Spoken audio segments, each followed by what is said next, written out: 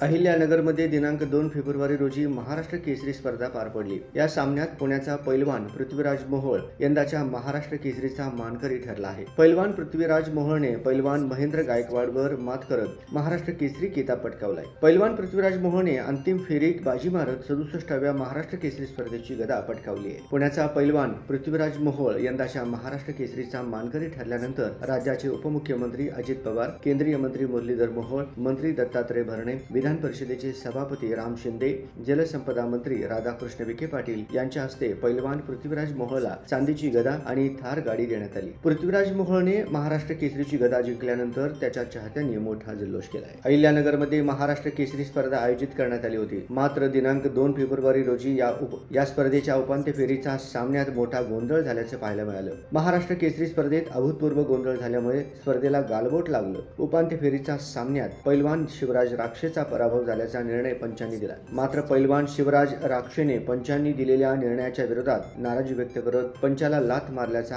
आरोप करण्यात आला। पैलवान पृथ्वीराज मोहोळ आणि शिवराज राक्षे यांच्यात उपांत्य फेरीचा कुस्तीचा सामना रंगला होता। मात्र पैलवान पृथ्वीराज मोहोळ कडून शिवराज राक्षे पराभूत झाला। पण पराभूत होताच शिवराज राक्षेने पंचांना लाथ मारल्याचा आरोप करण्यात आला। त्यामुळे मैदानात काही वेळ गोंधळाची परिस्थिती पाहायला मिळाली। त्यानंतर पोलिसांनी मध्यस्थी केल्याने वाद काहीसा निवळला। यावेळी राज्याचे उपमुख्यमंत्री अजित पवार हे देखील त्या ठिकाणी उपस्थित होते। हा गोंधळ झाल्यानंतर शिवराज राक्षेने या सामन्याचा रिव्ह्यू घेण्याची मागणी केली होती।